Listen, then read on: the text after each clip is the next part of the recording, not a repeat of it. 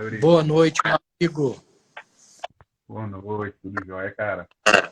Tudo bem, e você? Tudo certo, graças a Deus. Como é que tá a correria aí no Covid? Pois é, muita coisa teve que mudar, né? O a Verdade, jeito, jeito de dar aula, o jeito de sair no mercado. verdade. Pessoal, vou apresentar o Leonardo para vocês, mas ele vai se apresentar também.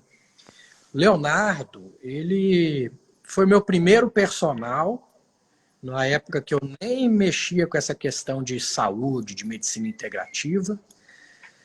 Ele parou de ser meu personal porque ele foi fazer o mestrado, o doutorado dele, e nesse meio tempo aí eu me perdi na Carbolândia, e depois retomei, estou de volta, e ele voltou depois de fazer o mestrado, o doutorado dele.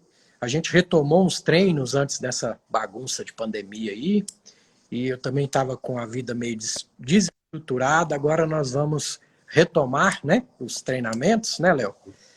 E eu falei, vamos fazer uma live, porque toda vez que nós dois ia treinar, eu lá morrendo, né, sem ar, o bate-papo era saúde, saúde como um todo, né, que quem não sabe, ele é doutor na área de ciências da saúde. Então, estamos perante aqui uma pessoa que vai dar muitas informações boas para a gente. Dá uma resumidinha aí no seu currículo, Léo. Fala um pouquinho de você. A gente não gosta de falar muito da gente, mas é bom. Eu costumo falar que a gente é resultado de todos os nossos antepassados, né? Estão me escutando bem? Tá um pouquinho Todas as baixo. vezes, Aumentar um todas as pouquinho. vezes, todas as vezes que eu vou falar da minha história, eu falo daqueles que me ajudaram a me tornar o que eu sou hoje, né? Então, eu sempre costumo falar que eu sou resultado de um nordestino e de uma carioca. Então, minha mãe e meu pai são aqueles que me incentivaram a ser quem eu sou hoje, né? Meu pai era falecido, né? Era professor de judô, trabalhou muito na Polícia Federal, foi um dos fundadores da Federação Brasileira de Judô, Federação Metropolitana de Judô, né? É, e minha mãe é professora, foi professora universitária, professora da Secretaria de Educação. E em meio a isso tudo, pais professores, e o meu irmão já era faixa preta de judô quando eu comecei a entender o que era andar. E, obviamente, fui estimulado a fazer esporte, no caso, o judô. Então, eu devo muito isso a meus pais, meu irmão, ainda não entrou, mas daqui a pouco ele deve estar entrando por aí. Muita gente me conhece, já sabe dessa história, né? E nessa brincadeira toda, eu conheci o esporte de alto rendimento, né? Se é que judô pode ser chamado de esporte de alto rendimento no Brasil. Hoje, né, as pessoas que estão fazendo judô hoje já talvez façam um pouquinho mais de alto rendimento, mas eu treinava como alto rendimento, mas não tinha todos os louros que o alto rendimento realmente dá. E nessa história toda, eu peguei, fui para a Católica, aprendi a jogar futsal com o professor Tenório e me encantei daí, desde pequeno, pela educação física, né? Mas engraçado, eu não sei se você sabe dessa história, adolescente, né, na época de fazer vestibular, eu não quis fazer educação física, eu quis fazer comunicação social. E aí fiz 2 anos de comunicação social para depois largar e ir para educação física. Já dava aula de judô, né? E aí foi fazer educação física. Fiz educação física na Católica, terminei em 3 anos e meio, porque era de 4, eu terminei em 3 anos e meio, muito esforço, muita relação. E ao término do meu curso, eu peguei e fui convidado para fazer o mestrado em 2005. Infelizmente, por conta de uma chefia que nem gosta de lembrar, o meu pedido de bolsa foi rejeitado e naquele momento eu não consegui fazer o mestrado, né? Mas, em virtude de todo o trabalho que eu tinha feito, continuei trabalhando, continuei fazendo futsal e com judô, né? E entrei na Academia Atlas, onde a gente se conheceu, né, Eurico? E a Academia Atlas foi bem legal, que ela me apresentou muita gente boa. Assim, você me apresentou a minha antiga orientadora, me orientou no mestrado e no doutorado, a professora Margot, né? A quem ela ingressou na UNB, e a gente foi falar um pouquinho sobre envelhecimento. Então, doutorado, eu comecei a estudar um pouquinho a respeito do exercício, do movimento do corpo e envelhecimento humano. Mais especificamente, marcadores inflamatórios e genéticos, né? Então, o mestrado eu trabalhei especificamente a interleucina 6 e o exercício excêntrico, e no doutorado eu trabalhei com a parte genética sobre um genezinho promotor, preditor de um tipo de fibra muscular que é a CCN3, e trabalhei com a NOS3, que é um gene para vocês que trabalham bastante com estresse oxidativo, com microbiota. Ele é bem importante porque ele é a degradação de oxigênio no endotélio, né? Então, esse foi o instrumento do meu doutorado. E quem me rendeu uma publicação agora numa revista de fator de impacto autismo, que é a Cartiquia Sarcopênica Animosco. Muito pesquisador tentando publicar nessa revista. Recebi a carta de aceite esse final de semana. Estou muito feliz. E é trabalho, né? Muito trabalhoso para conseguir. Excelente. Isso aí é a minha. Mais do que merecida, é isso aí. Léo, a gente selecionou alguns assuntos interessantes para a gente conversar, e a gente tem 1 hora, né? Vamos falar assim, porque hoje é maratona de live, sabe? Você escolheu o assunto, a dose do exercício e a resposta no aparelho digestivo. E eu já vi estudos dizendo que atividade física, não só para o intestino, mas para o corpo em si, é uma curva em U invertido. Quanto menos, pior. Excesso, a mesma coisa. Então você tem que tentar um equilíbrio aí. É isso mesmo? Bom, Eurico, é interessante falar um pouquinho sobre isso, porque, na verdade, o efeito do exercício, durante o exercício, na verdade, ele vai fazer que o intestino pare de funcionar, né? Nada vai para lá, nada. Não é hora de mexer com ele, né? É o músculo que está contraído, né? E nessa brincadeira toda, a gente fala em um invertido. Então, a gente está pensando em ação, né, do intestino. Então, ele tem um decréscimo, né? Portanto, se essa dose de exercício ele foi adequada, é um U. Então, ele desce, mas ele sobe. Teoricamente, se o exercício for realmente muito bem prescrito, essa segunda peça do U ele vai ficar mais alta do que a primeira. Ela tem um efeito que é chamado de efeito de supercompensação, né? É interessante a gente pensar nisso, porque diversos temas são relacionados à dose de exercício ou a efeitos metabolantes do exercício.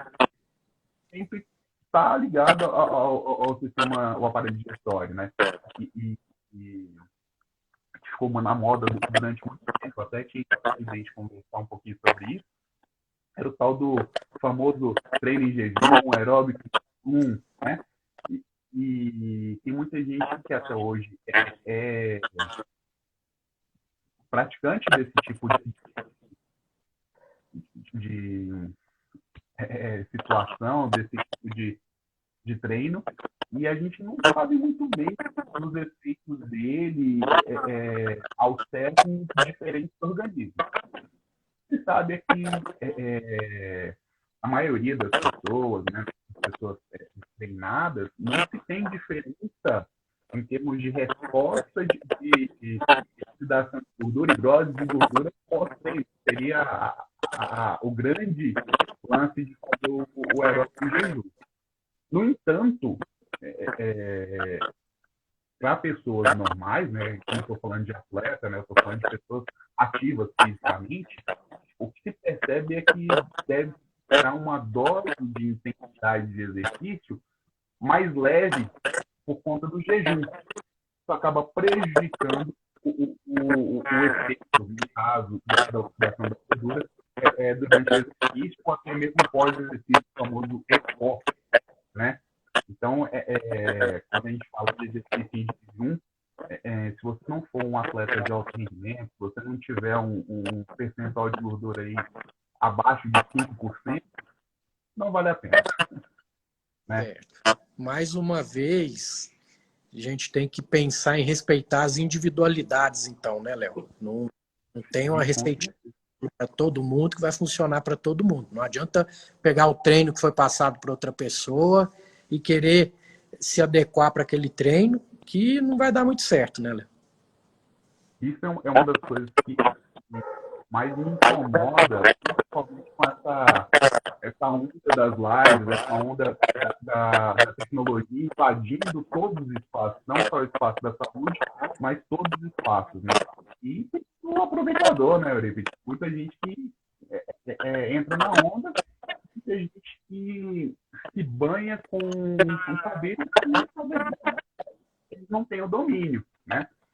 E a questão da individualidade biológica, que é um princípio básico para a prescrição de exercício, ela é muito comumente eximada. As pessoas não estão nem aí. Posta lá no Instagram. Vamos fazer o desafio dos 1.000 quilômetros. Né? O que é 1.000 quilômetros para o Eurípides? O que é 1.000 quilômetros para o Léo? Ninguém parou para pensar nisso. É só o desafio dos 1.000 quilômetros. Né? Vamos lá, o desafio de 10.000 quilômetros.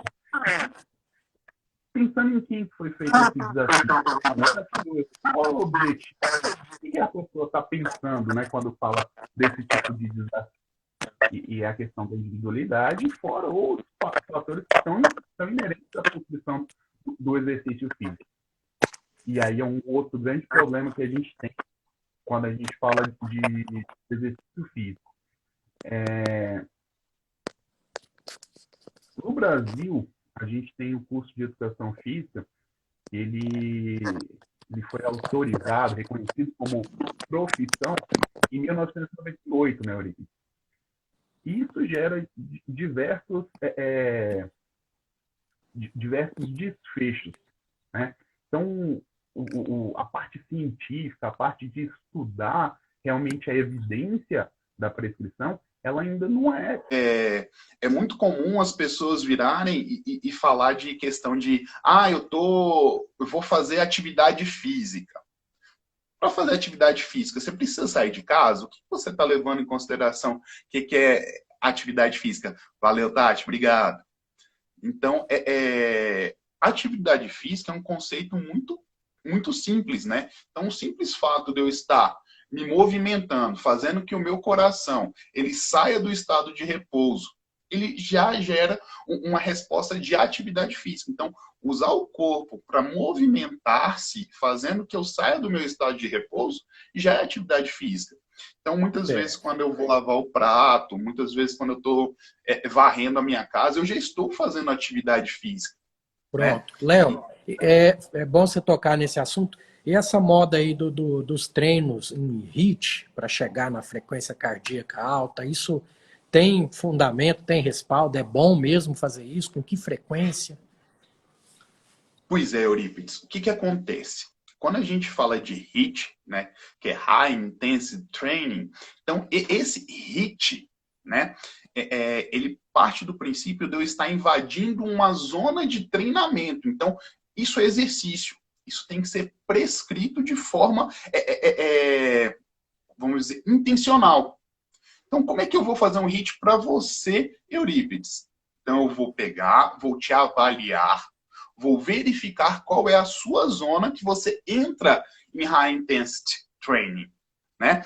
Então, imagina só eu numa sala com 40 pessoas ao mesmo tempo, vamos fazer HIIT. E aí, é o seguinte, se eu pegar para vocês agora, todos que estão dentro da sala nos assistindo, pedir para levantar o braço e baixar, levantar e baixar, cada um de nós vai ter uma resposta de frequência cardíaca, né? Então, nós vamos estar atingindo zonas diferentes.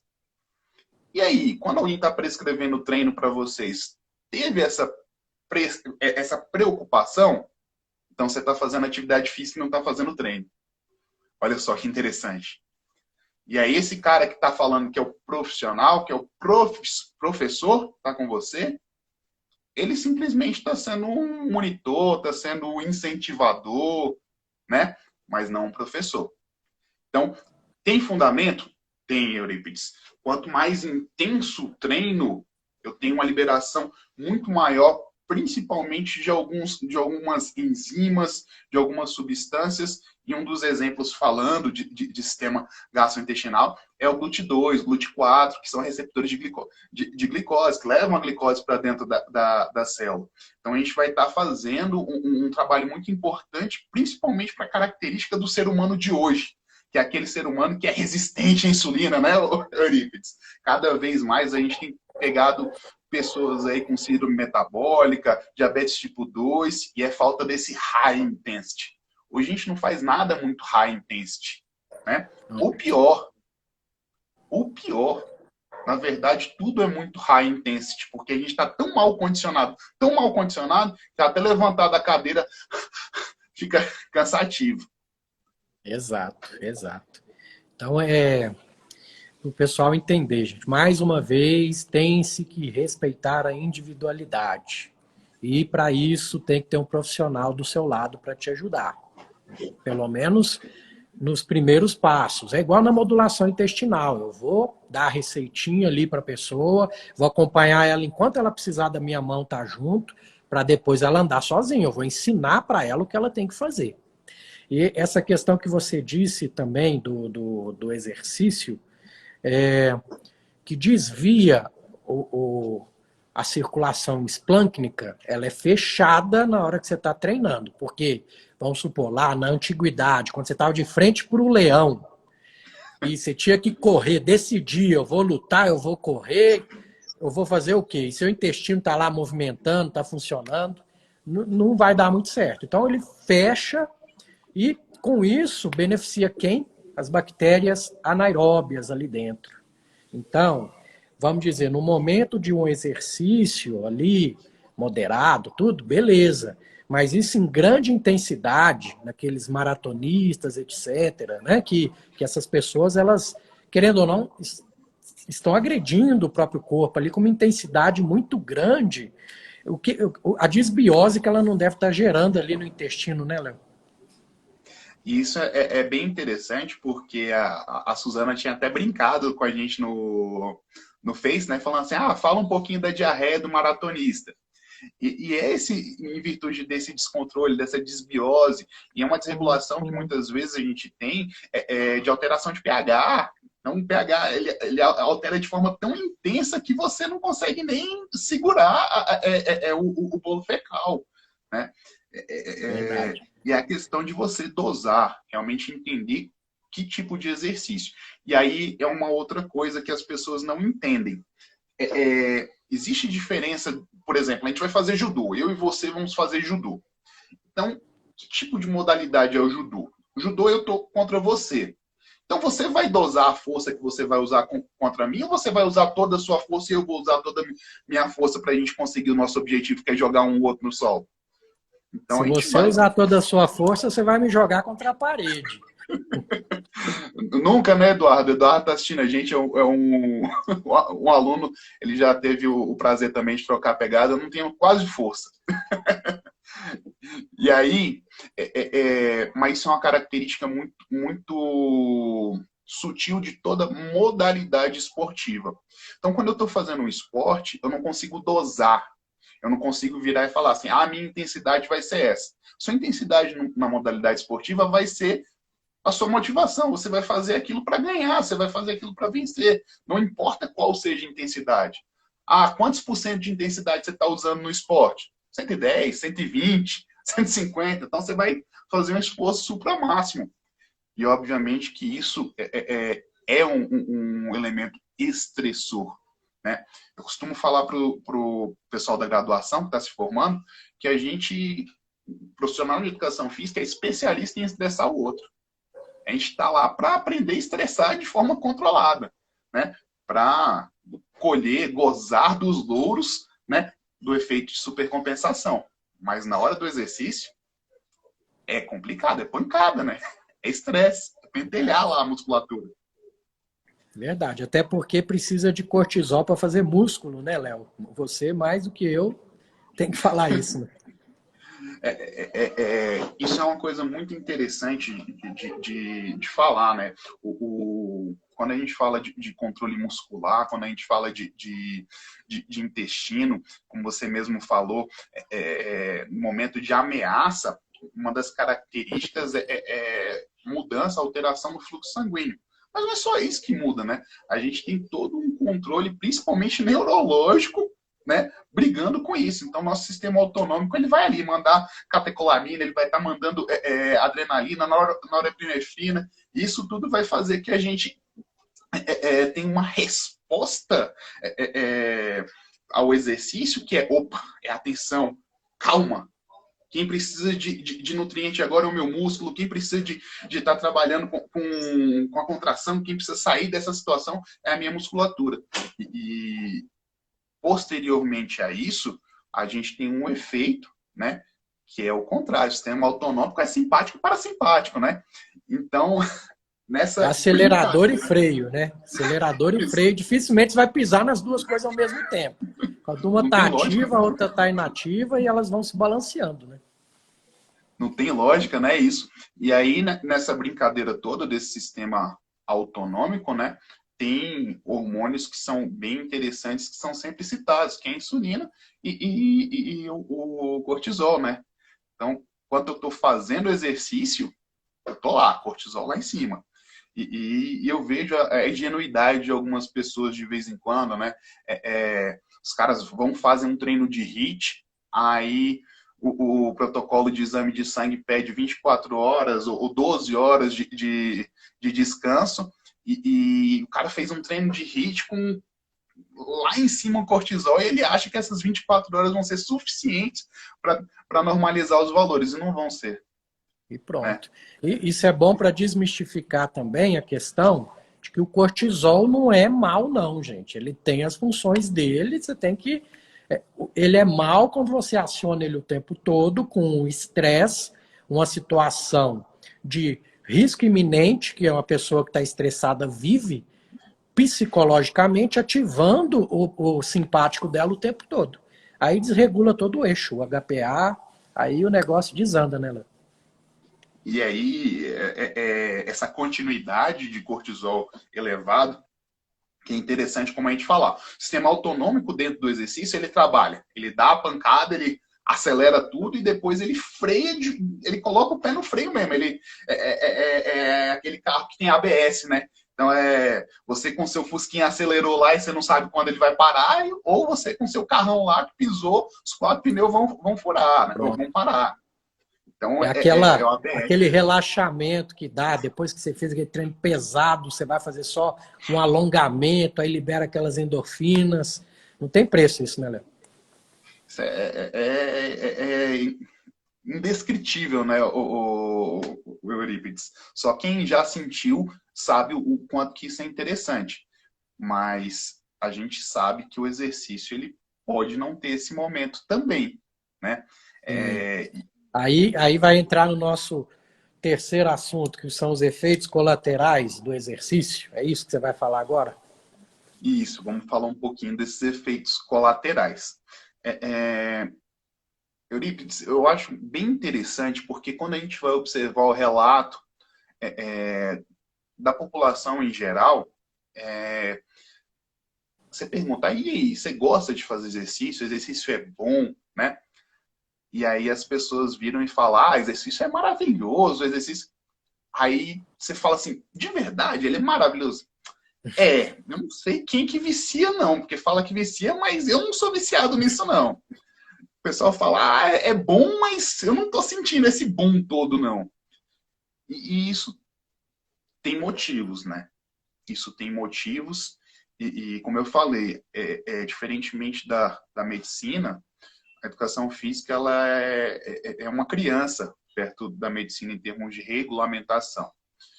Então, de 1998 para cá, embora meu filho fale que já é velho, né? Eu tenho um filho vai fazer 9 anos, ele fala que isso é velho. Mas para a ciência isso é algo muito novo, né?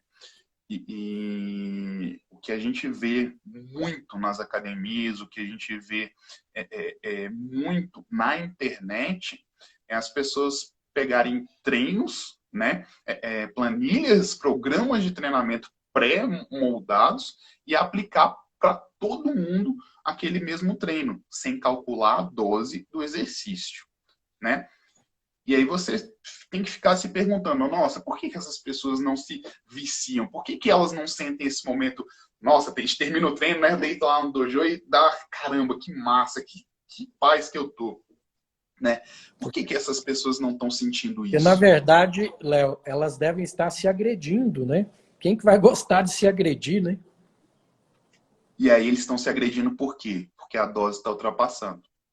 Então é como se eu pegasse e pegasse um analgésico e desse uma superdosagem. Então, em vez de ter o efeito de analgesia, de parar aquela dor, ele vai ter um efeito sedativo, ele vai ter um efeito de morte. Então, é complicado. Então, infelizmente, né, o meu conselho que eu sempre dou para quem vem me perguntar, Léo, é um profissional legal, como é que eu sei se o exercício está fazendo efeito? É só olhar a minha blusa, é só olhar o meu peso na balança?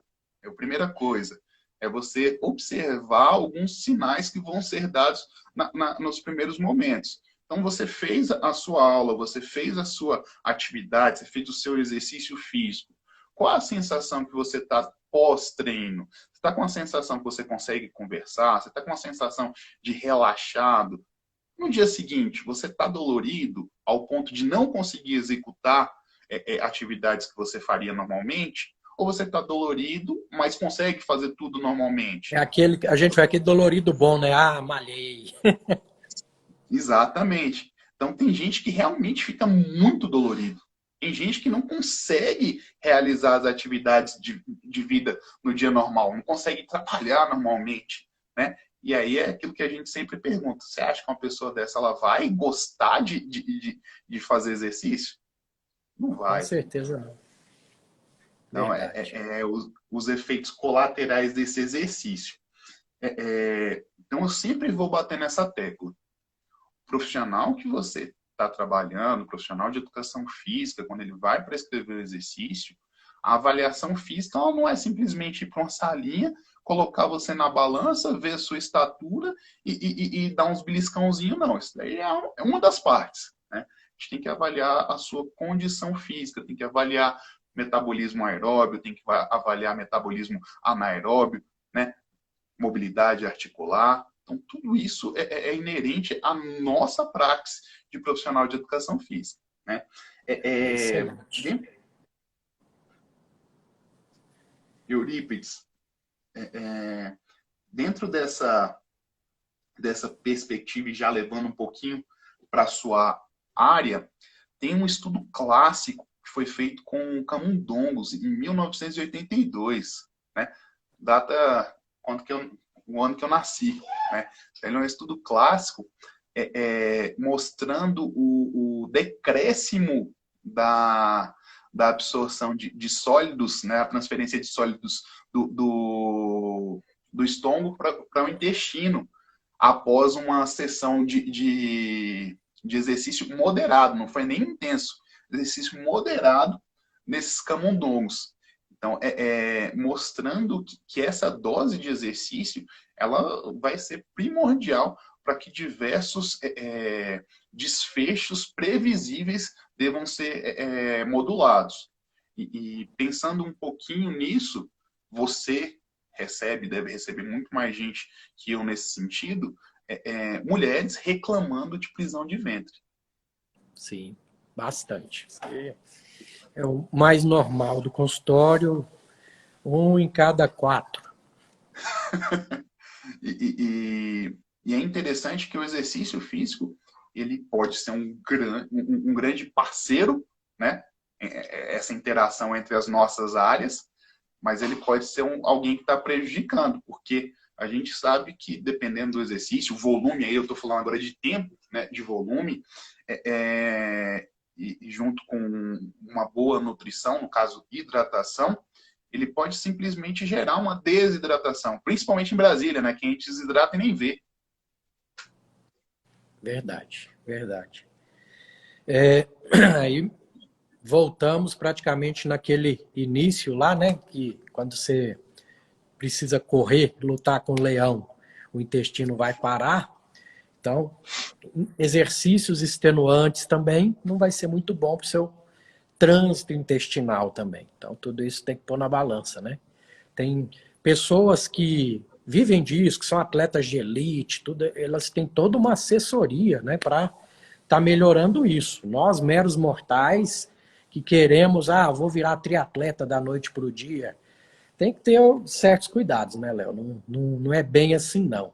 Aí a gente entra agora nos mitos que tem rolado aí na mídia, né? Alguns picaretas que tem por aí, que a gente tem que ter cuidado. O que você tem visto mais, assim, que tem te assustado? Eurípides, o que me impressiona bastante na mídia hoje em dia é a quantidade de invenções que tem quanto à posição de exercício.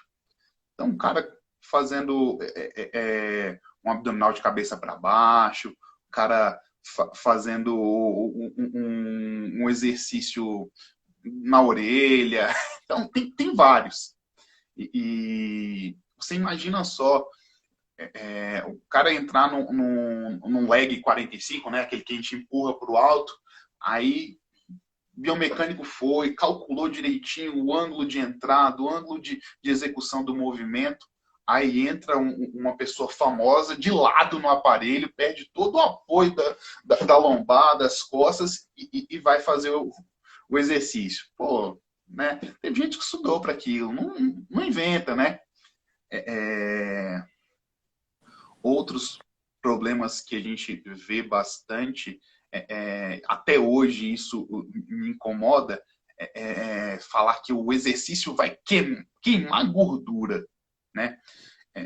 Tem diversos estudos mostrando que durante o exercício, durante a atividade física, dificilmente você vai utilizar a gordura como fonte de energia, né? Então, é um cuidado que a gente tem que tomar, né? Então, o exercício ele vai te auxiliar no emagrecimento, mas ele não é responsável pelo seu emagrecimento, né? Então, tudo que você faz durante o exercício, mas principalmente o que você faz depois do exercício, é que vai influenciar no emagrecimento. E eu até brinco. Eu sou a prova viva disso, Léo, porque eu perdi 20 quilos eu perdi em 4 meses e tem um ano que eu estou mantendo só com dieta. O exercício entrou um ano depois e hoje eu estou fazendo a sintonia fina. Eu penso no exercício como uma sintonia fina, ou para você pode fazer concomitante, aquele super obeso, tudo para não perder massa magra junto no emagrecimento também, né? Estou falando besteira ou é isso mesmo? Não, você tá corretíssimo, porque tem várias estratégias para poder gerar um emagrecimento, né? Porque emagrecimento é uma condição de balanço energético, né? Eu tenho que pegar e gastar mais do que eu estou ingerindo. Pronto, não tem milagre, não vai ter, né? E isso é uma outra coisa que me deixa muito chateado. As pessoas falarem em condição de emagrecimento sem fazer os exames adequados, sem fazer os testes adequados, para verificar, né, o que é esse emagrecimento. Se é emagrecimento, vamos fazer uma contagem calórica, vamos ver quantas calorias você realmente está gastando em repouso, né, a famosa TMB. E aí é fazer mesmo, não é fazer um cálculozinho na ponta do lápis, né? É usar um ergoespirômetro, é fazer um teste realmente que vai te dar esse valor. E o exercício ele é importante para modular a qualidade desse emagrecimento. Eu lembro até mesmo de você reclamando de falta de força, de perder muita medida, principalmente em membros, né, tanto inferiores quanto superiores. É uma das preocupações que a gente tem com o envelhecimento, questão de sarcopenia, que é a perda de massa muscular e Exato. Isso esqueleto. aí é bom você falar que até tem muitos estudos que mostram que se você chegar na velhice com massa muscular, você vai ser mais longevo. Chegou ali com sarcopenia, você não dura muito não. Querendo ou não, o músculo, ele é um órgão endócrino. Ele não é só para te movimentar, né? Exatamente. Então, o cuidado do exercício é muito quanto a isso, para você ter um emagrecimento com qualidade. Engraçado você falar disso, porque eu estou conversando com um cara que é especialista em microbiota, um cara que ele posta direto, que é a grande sacada dele. Eu tento, eu estou aprendendo ainda, estou engatinhando. Pô, tá bem, tá bem. E aí tem um artigo de 2019 que ele trabalhou exatamente com idosos, um artigo de Morita e colaboradores. Ele fez a comparação de idosos fazendo caminhada moderada, caminhada leve e sem caminhada. E fez uma modulação, e verificou a resposta na microbiota desses idosos. Os que trabalharam com exercício, né, moderado ou leve, eles tiveram aumento na quantidade desse bioma intestinal, né, da diversidade, né, Léo? Aumentou a diversidade. Eles aumentaram tanto em quantidade quanto diversidade. Excelente, porque a qualidade da microbiota foi outra. E principalmente quanto às bacterióides gram-positivos ou a propionobactérias, que são ligadas especialmente à resposta imunitária, coisa que hoje a gente está vendo que é importante, né? Que a gente tem uma resposta imunitária mais rápida, mais eficiente. Né? Então, 80% do tecido imunológico está no intestino, porque ele é a maior porta de entrada que a gente tem em contato com o meio, né? Então, é ali que os primeiros soldados vão entrar em contato com o inimigo e saber o que ele está lidando. Então, falar de aparelho digestório e falar de sistema imunitário e exercício, ele é muito importante, né? Porque o exercício ele pode gerar uma janela imunológica que vai debilitar o indivíduo, fazendo assim que esteja propício para agentes mal intencionados. E tem um que está na moda aí, infelizmente, que é o Covid, né? Então, Exato. a academia está aberta, as pessoas não calculam dose de exercício, e o importante, tanto para o aluno quanto para o professor, é fazer que o aluno saia de lá exaurido, falando, nossa, me matou hoje, e, infelizmente, pode ser no sentido literal, do jeito que está hoje. O buraco é bem mais embaixo, né, Léo? E no meu protocolo de modulação intestinal, um dos pilares é a atividade física. Não tem como ter microbiota saudável sem algum tipo de atividade física. Eu acho que fechamos bem esse contexto, muito legal. E aqueles papos que a gente tinha quando estava malhando, né? Não tem jeito, né? Dois cabeçudos, a cabeça viaja, né? Não tem jeito. Né? E duas pessoas que gostam muito do que faz. Então, não tem como não ter um papo interessante, né, Léo? E você tem uma parte da sua vida que eu gosto bastante, que eu fui lutador de jiu-jitsu dos meus 16 anos até meus 20 anos. Para quem não sabe, eu fui terceiro lugar do Brasil na minha categoria quando era adolescente. E toda vez que eu tentei voltar para o jiu-jitsu, você encontra sempre alguém na academia que não é tão leal, que não segue muitas filosofias e acaba te machucando, né? E meu braço é minha fonte de renda, né? Então, eu não podia correr o risco de me machucar. E o Léo, quando me treinava, ele dava uns rola, né? A gente chama de rola quando vai pro tatame, né?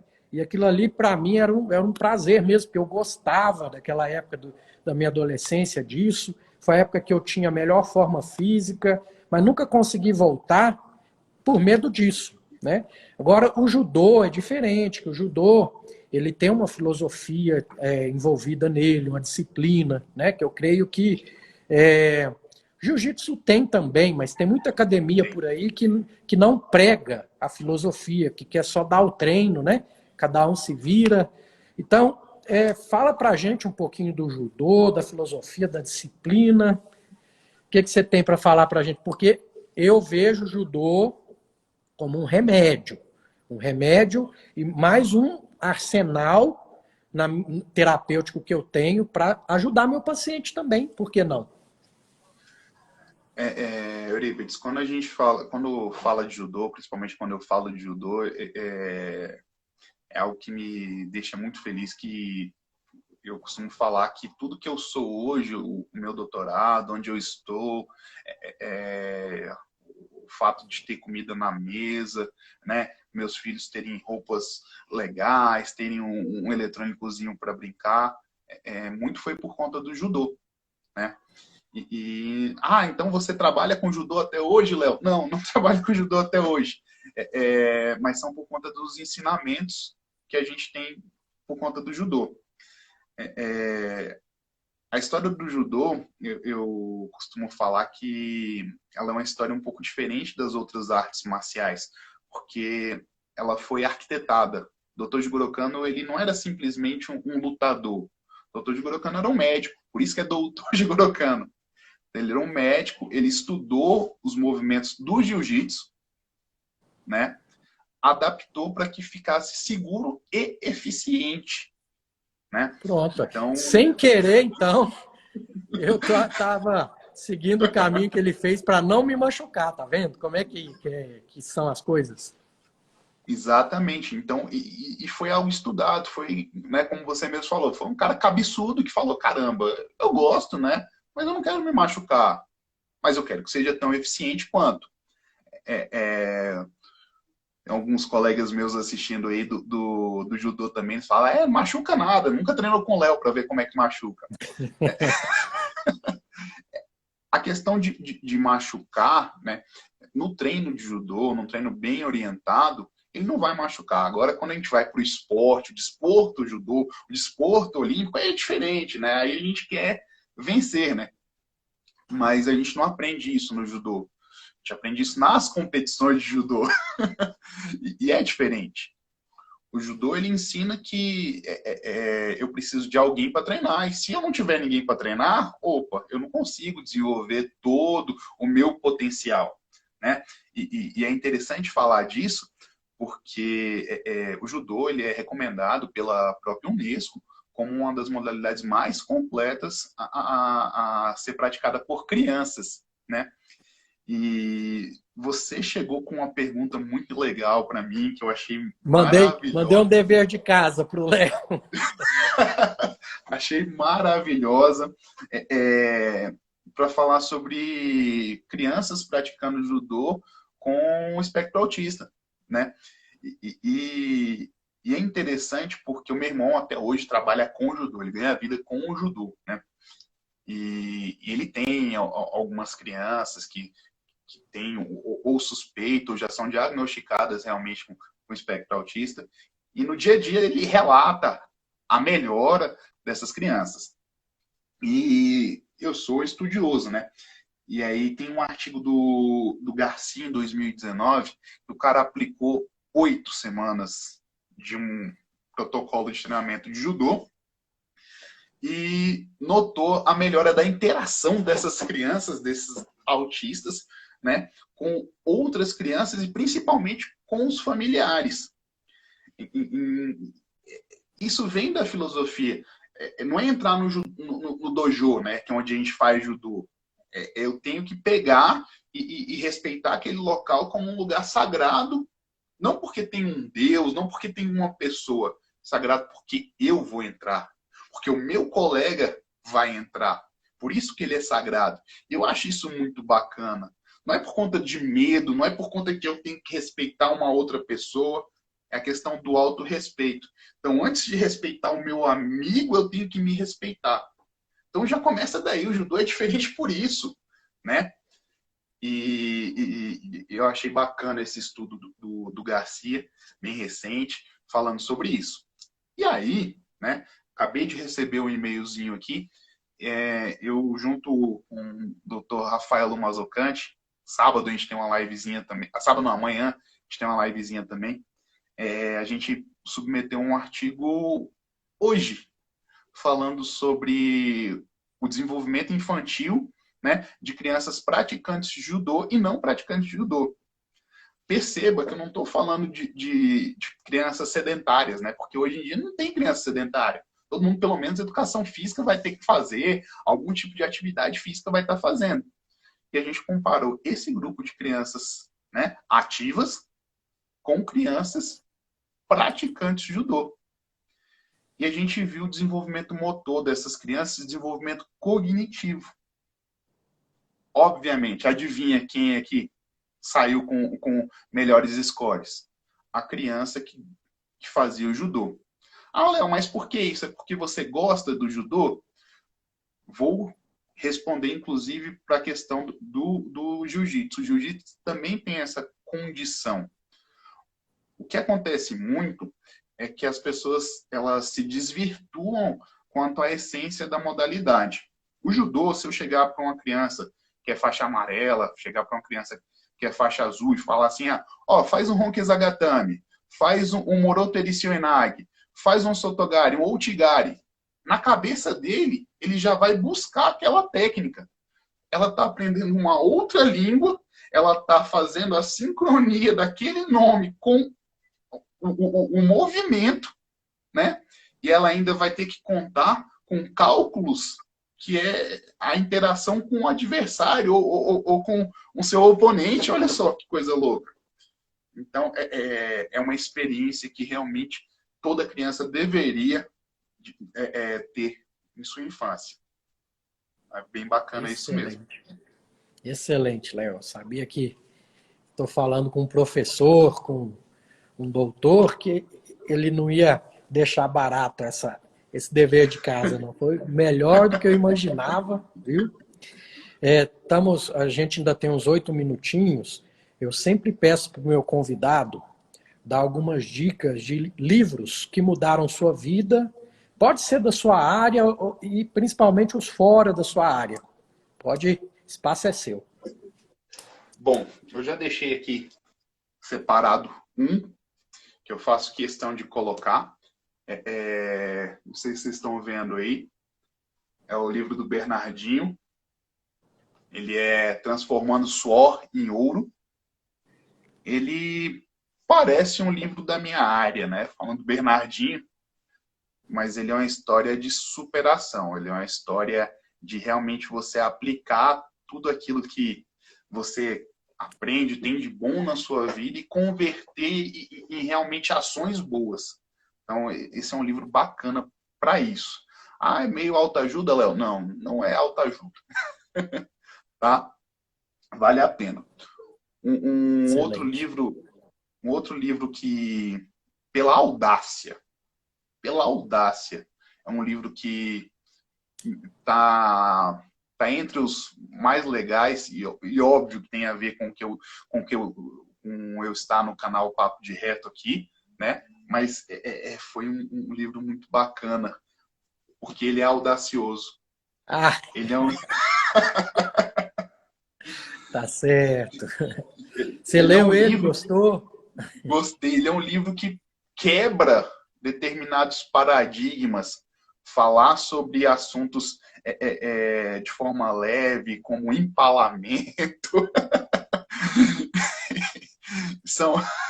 Esse capítulo quase não entrou, Léo, porque meu editor virou, não, muito pesado, eu vou ver se eu diluo. Eu falei, gente, mas tem que entrar.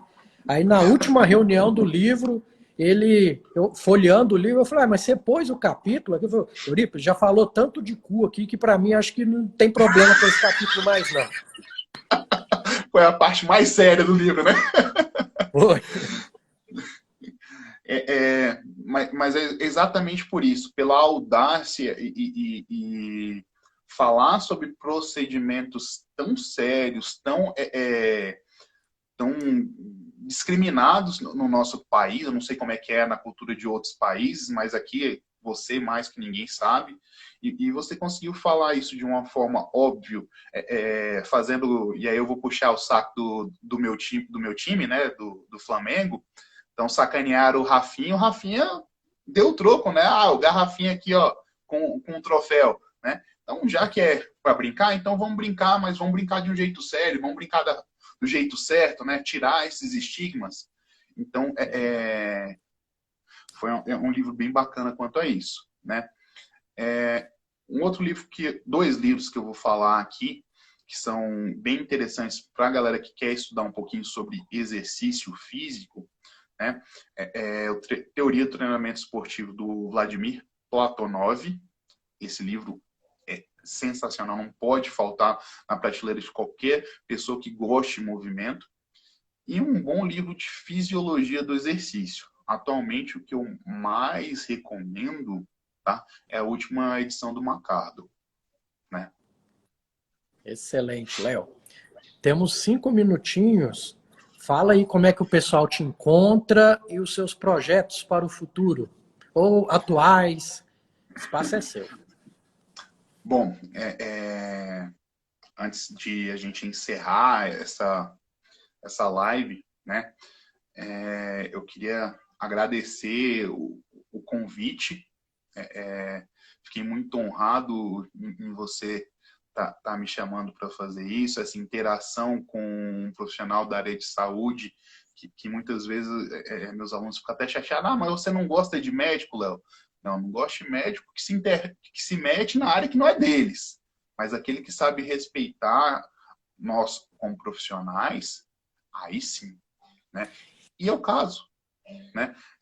Teve um aluno meu que virou assim: nossa, o Eurípides é uma figura, acho que ele já trabalhou com você. Eu adoro o Eurípides. O Eurípides é um médico realmente visionário, é um médico que está dentro da área dele.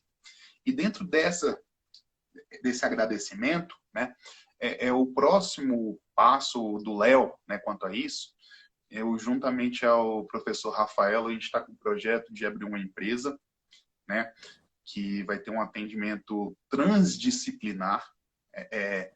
Dentro da medicina integrativa, vocês trabalham bastante com isso, né? Então, fazendo isso que a gente está fazendo aqui, fazendo que os profissionais de áreas diferentes entendam um pouquinho da área do outro, para que a gente não atrapalhe um ao outro, né? Que a gente não pense só no nosso tratamento, mas pense principalmente no paciente.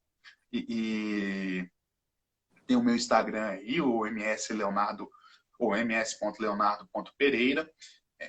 Vocês podem entrar em contato. Futuramente essa empresa vai ser uma empresa fixa, né? Física, né? E também podem entrar em contato comigo pela própria Unieuro, onde eu estou lá, né? Ou virtualmente ou presencialmente todos os dias da semana, né? São as formas de vocês Léo. me encontrarem aí. Excelente. Eu sabia que não tinha como ser diferente, que essa live ia ser histórica, com muita coisa boa aí para o podcast. O pessoal tem gostado muito e justamente por isso, por essa interdisciplinaridade que eu quero mostrar que saúde intestinal vai muito além do probiótico. Essa é a regra, vai muito além do probiótico. Temos mais 2 minutinhos. Quiser dar o recadinho final. Bom, pessoal, eu estou vendo vários alunos meus aí, amigos agora de profissão, formados já. Eu vou dar uma dica para vocês. Sigam o Papo de Reto no Instagram. Vale muito a pena. É uma maneira bem engraçada e séria de entender o funcionamento do nosso sistema gastrointestinal aí, nosso sistema aparelho digestório todo, né? E me sigam lá também, me sigam no Instagram, que muita coisa boa vai estar por aparecer aí. Daqui a pouco vai ter a minha minha página no Instagram da minha empresa e a gente vai sempre trocando ideia. Estou aberto a gente discutir um pouquinho sobre movimento humano aí e sempre com seriedade e bom humor, né? Pronto. Voltar a malhar contigo, vamos combinar isso direito. Vamos Fica fazer uma com forcinha. Deus, gratidão sempre e carpe diem. Para nós todos. Obrigado, cara. Valeu mesmo. Até mais aí.